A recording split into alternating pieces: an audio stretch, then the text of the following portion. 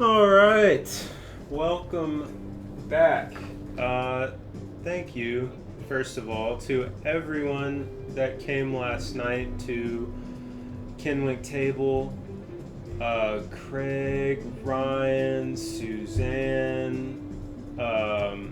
Gosh, there was so many beautiful people. I was overwhelmed with gratitude and just warmth from all the good energy. So thank you all so much. Um, Jerry, I saw you last night, my man. Rick, all kinds of you beautiful. Uh, I want all you Mama Jammas, all you beautiful Mama Jammas out there. Thank you so much for being there. Some of you all bought a copy of my album, which has just come out. It got finished very recently, and it basically looks like this, which I will talk some more about another time. But I'm really proud of this. This is my first record. This was a joy to create, and I'll get more into how I made this, and I'll talk more about it later. But thank you to those of you that bought a copy, and I really think you'll enjoy it. I'm, like I said, really proud of it. I've listened to it a lot myself, and it's music that I wrote that makes me feel happy, and I just wanted to share that with everybody. So thank you all so much. Like I said, I'll discuss that more in depth later. But today, I'd like to talk to you guys about the key of A. The key of A. And we're going to go through all the keys. Now, I know that there's 30 keys. We're not going to deal with all those. We're going to break it down into 12. Okay? So I know that there's major and minor keys. And we have enharmonic keys as well. So we're just going to simplify, and we're going to take you guys through all the 12 keys. Some of this information may be already known. Some of it may not. And in no way, shape, or form am I claiming that I know everything. So if you guys have anything to add to, or if I'm messing something up, feel free to chime in on that. Okay, I'm really excited about this because, like I told you guys, I am a nerd, so I like to deal with all this nerdy cool stuff. So the key of A, we're going to start there, and we're going to go around all 12 pitches, but each one of those pitches has a key. And so the key of A. Now, what you guys may need to know about the key of A if you're going to write something in A for other musicians to read. The key signature is going to look a little like this. We're going to break down a little bit further in detail in future videos how to read music and what all this symbology means and everything like that. But basically, we've got 3 sharps in the key of A, F sharp, C sharp, and G sharp. Pretty cool. This is so cool. I can talk about this because I love music theory, guys. And what I want everyone to do is be very familiar with the relationship between all 12 pitches and to each other. For example, how F relates to A. How does B flat relate to E? How does B natural relate to F sharp, you know, and all those different facets of the inter relationships between each of the keys. And so we're going to deal with that harmonically here. Now, in music theory, we represent, sometimes we represent pitches with numbers. As I mentioned, there's 12 pitches, okay? Each one of those keys has various numbers. And here I've written all these things out, and I'll try my best to explain what all these mean. And so, like I said, some of you guys already know all this, so this please feel free to add to what I'm saying here. Whenever we deal with a key, the number 1, that represents what's called the tonic. Okay? You can think tonic like tone. You can think about it like the home base. Whenever you hit the tonic, that gives that feeling of, alright, we're home, baby. Alright? We're familiar, very familiar with the tonic, because that's what key we're in. Keys can change very, very quickly. If you all have ever played Giant Steps, for example, or heard that, that's a famous Coltrane tune that changes keys very rapidly, and that's a good example of that. But we're just going to simplify. We're staying in the key of A today. So number 1, that's our tonic, and that would be A. Okay?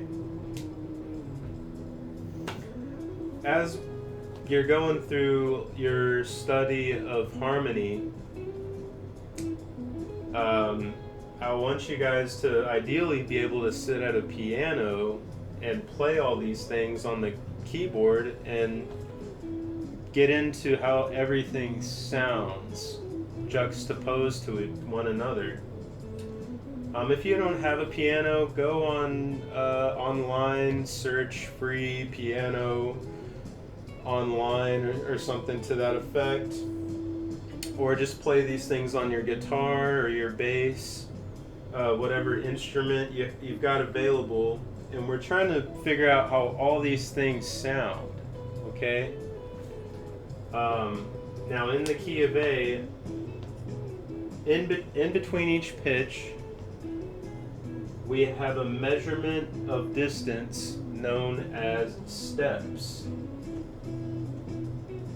And in between each pitch, if you go from A up 1 key on the keyboard to the next pitch, that's the very next key,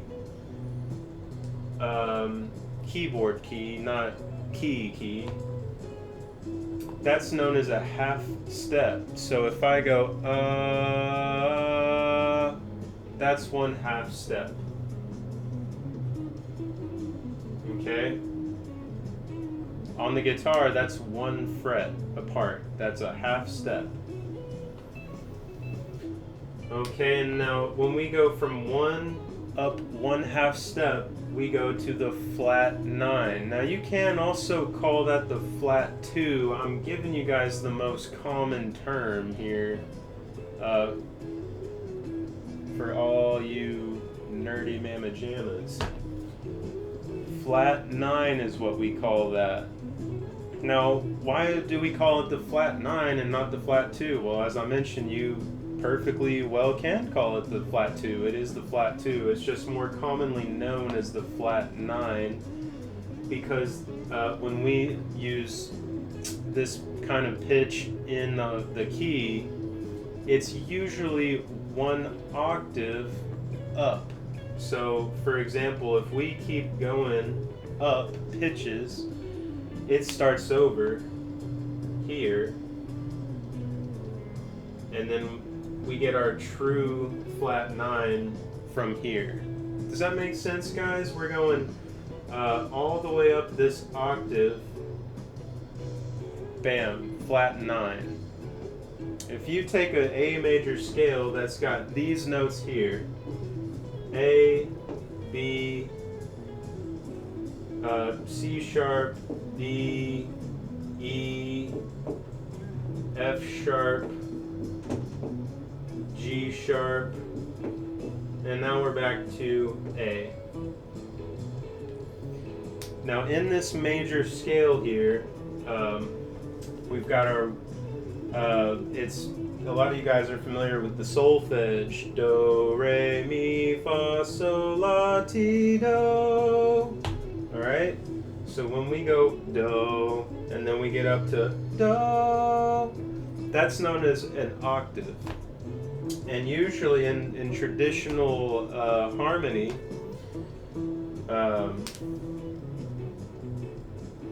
this note after here, 1, 2, 3, 4, 5, 6, 7, 8, 9. That's where the 9 comes from. That's the term that I'm more familiar with and that I like to use. A lot of you all might see a symbol, chord symbols. We'll talk about chord symbols in future videos. Here's an example of a chord symbol, C7, flat 9. That's how you're going to see that written. And we'll break that down, but you're not going to see C7 flat 2. Okay? So again, I'm showing you guys the tradition here, and please feel free to break it by any means necessary. Okay, now the flat 9 of A is going to be A sharp, also known as B flat. If you look on the keyboard on a piano, all those black keys have two names. If you have a note that's something sharp, then there's another name for it that's something flat. Now what sharp means, it's not a hashtag or a number sign, or we're not playing tic-tac-toe. That's a sharp sign. Sharp simply means up 1/2 step. And if that's true, flat means the opposite. It means down 1/2 step. So flat 9 means the 9 down 1/2 step. Now again, I'm giving you the tradition here. Why do we have why do we have a 2 and not a 9? Well, if you look at chord symbols, and you have A2 and you have A9, those are two completely different harmonies. Okay, we're gonna get further into this, and all this stuff, there's a plethora of information on this stuff, whether it's in books or online and so forth. I'm giving you the breakdown. I'm trying to simplify. I'm trying to give you guys the most common terminology here.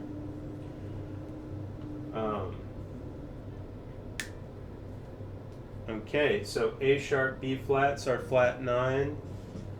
Our 2 is going to be, I mentioned it earlier, B. Our minor third is going to be C. And we're just going up 1/2 steps at this point. Our major third is going to be C sharp. Okay. Now the minor third and major third, that's probably the most powerful pitches in harmony. They can be in the same harmony. That's known as a sharp 9 usually.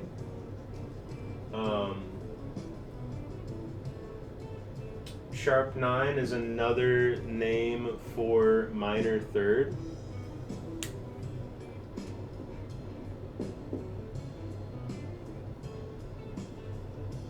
fact, I probably should have called that the sharp 9 originally, but again, this is how I personally think about it. Doesn't really matter. We're dealing with sound. Again, this is not music. This is symbols, and music is sound. Music is feeling. This is just some nerdy stuff, but I love it, so I want to share it with you guys. Okay, let's continue. Number 4 is D.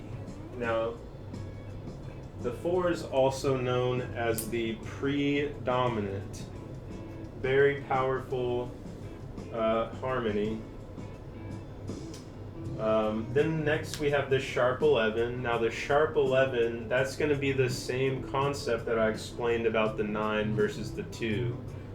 Why do you say sharp 11 instead of sharp 4? Well, it's totally accurate. Doesn't really matter. Just it's the tradition that it's harmonically and up an octave. A very common chord symbol you may encounter is a 7 sharp 11. Very cool chord. Very commonly used as a 5 of 5 type of chord. It's very common too to see it as the 5 as well. And we'll talk about what I mean by that. That's called secondary dominance. When I say 5 of 5, that's called a secondary dominant. It's basically a dominant chord. Remember how I said the 4 is the predominant? Well, the 5 chord of every key is very powerful because it always has a tension to it that wants to resolve. And we're going to discuss tension and resolution. See, when you guys get me going on this music theory and I've got a camera rolling, I'm just going to go. So I'll try to be cooler about this. This excites me, guys. I love theory. I can't stress that enough. And when I'm playing, I try to forget all of this stuff that I'm explaining to you because I want to just get into the pure storytelling and the feeling and the connection with everyone there, get into some more artistic aspects of art and leave all this behind. But this is good stuff to know. That's why I'm spending time explaining this. And so, sharp 11, it's a sharp 4 up 1 octave. Okay, and that is D sharp.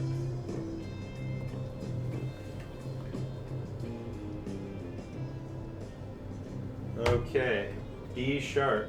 Now, that's also known as a tritone away from the tonic. A tritone away from the tonic.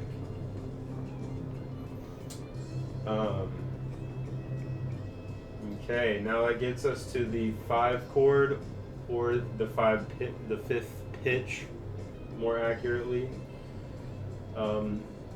That's the dominant. Okay, that's E. It's very common for dominant chords to be 7 chords. So if you are in the key of A, it would be a very common occurrence to have an E7. It's very common to go from E to A. So that's the tension and resolution that I was telling you guys about. I've got to organize my thing, so bear with me. I appreciate you all tuning in and letting me just go on this stuff. Theory's always been one of my favorite subjects. Okay, so the sharp 5, also known as the flat 13. Oh, and by the way, major third, I'm not going to use the inharmonic spelling for that. That's D flat. D flat is also C sharp. If we're in the key of A, or whatever key we're in, the major third is usually like universally always treated as the harmonic spelling, the diatonic spelling, which is C sharp. There would be absolutely no point in using D flat in place of C sharp in this case, since that's the major third.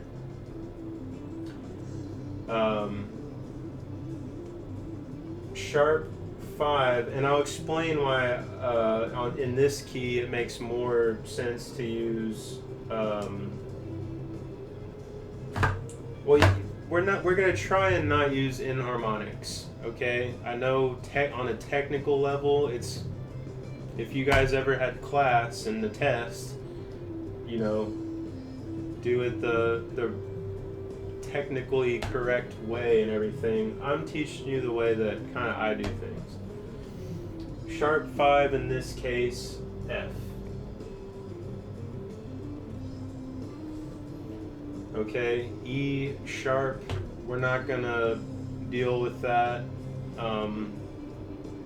You know, just in general, you guys are really never gonna hear me discuss F flat or E sharp or B sharp or C flat. And if you are looking at that keyboard, those notes, you'll notice that on the keyboard how it has a pattern, and there's always two white keys right next to each other. Well, that's what I'm discussing right now. Is you have E going to F and you have B going to C. I do not like using the terms C flat or B sharp or E sharp and F flat. It's just too confusing and complicated. And we're definitely not going to deal with double sharps and double flats, okay? So the sharp 5 of A is F. That leads us to our 6. Whenever we deal with a 6, that's also known as a relative minor. In this case, F sharp. And see, another interesting aspect that this all does tie in is the actual melodic vocabulary that we're going to be dealing with.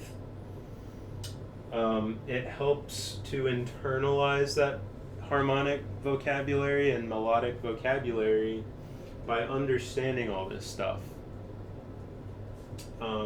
Helps us read music better, helps us understand music better, helps us improvise music better, helps us play better with other people.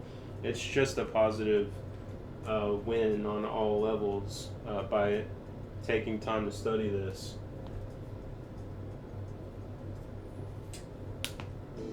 Okay, in the key of A, our flat 7 is G. G, flat 7. Now, whenever you have a chord symbol like this, A7, you don't need to write A flat 7. That's just implied. If you want the major 7, you note that. You write A major 7. That triangle, you also might see A MAJ. A MAJ 7 or A triangle 7 means major 7. If you have A7, it really means A flat 7. Another name for flat 7 is dominant 7.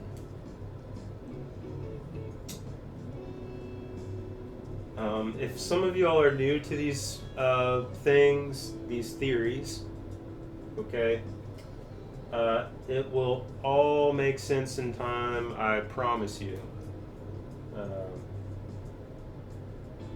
Hopefully it'll make more sense as we progress through the keys, and I'll be more concise and I'll know how to articulate these things in a more clear manner. So thank you so much for bearing with me, and if you're still tuned in, thank you very much. I hope that this is beneficial. Okay, now that leads us to the 7 of the key of A. The 7 of the key of A, diatonically, not the dominant 7. Remember, that's flat 7. The diatonic, and diatonic is a term, fancy word that means in the key. Okay. In this case, G sharp.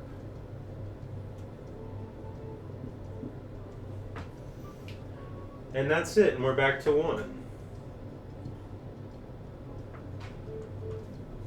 Okay. And so that's it. That's the key of A. And we started at down here, and we went up 1 octave, and it repeats and starts over, and it goes all the way like a number line, goes all the way up and all the way down, okay? And it gets so, the pitches become so high at a certain point that human beings cannot hear it because it's too high of a frequency, and the same is true down low. So that's the key of A.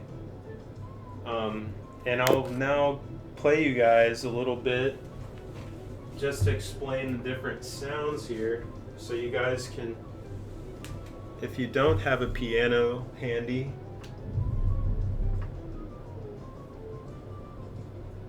okay.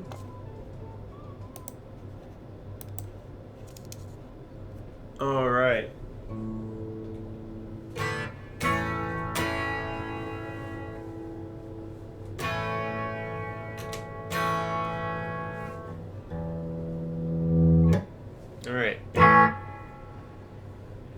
So key of A, we have our 1, then we've got our flat 9, A sharp or B flat. We've got our 2, which is B. If you have A2, that's this. Okay.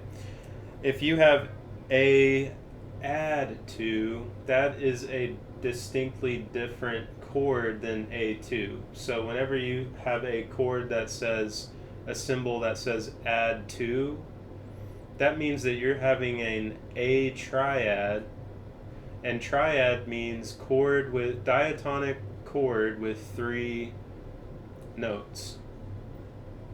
We'll explain. Can't wait to get further into this with you guys and just nerd out over it. But yeah, A add 2, that would be really nice harmonies to know. Okay. Then we have our minor third, or AKA the sharp 9. That is, so here we had A.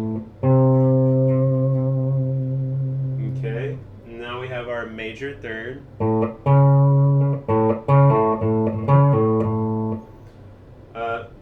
4. That's D. That's up 1. They call it a perfect 4th.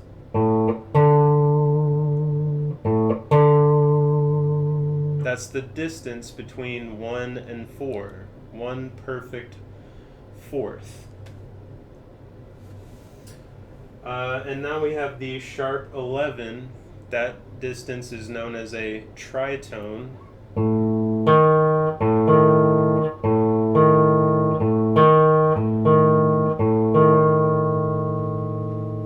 Really a cool sound. The 5, E. So if A to D is a perfect 4th, A to E is a perfect 5th.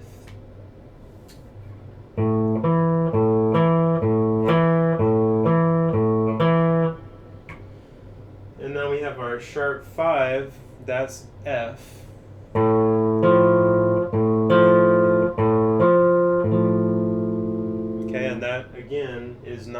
diatonic to the key. Okay, and actually I'll pause going through the keys for a minute to just circle the diatonic notes.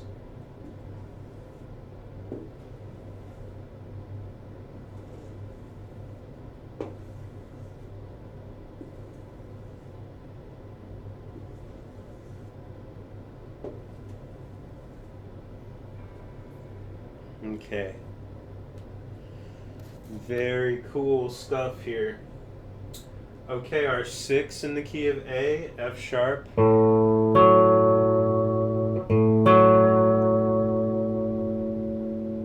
Okay. And then our flat 7 or dominant 7 in the key of A.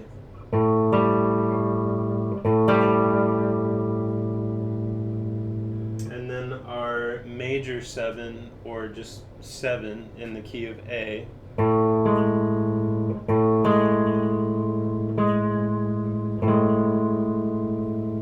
Okay, and that now we're back up to A. 1 octave higher. So if you're in A,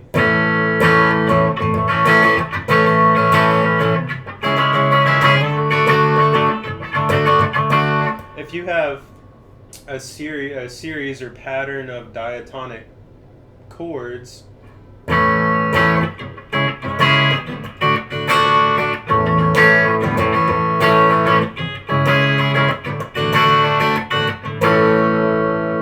if you're thinking of a melody, of course the diatonic notes will always sound very nice.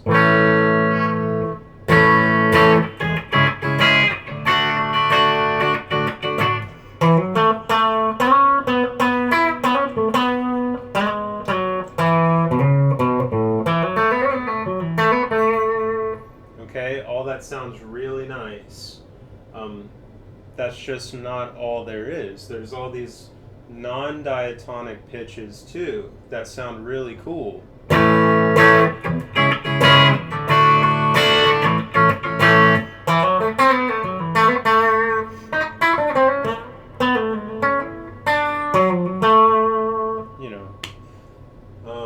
So when you're conceiving a melody, be open-minded to infinite possibilities.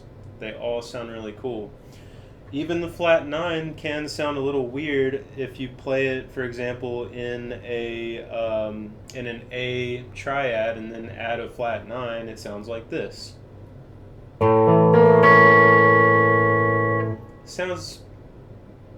Sounds very strange, right? Well, you may want to, you may want that, or not, or whatever, but melodically, it can be very cool.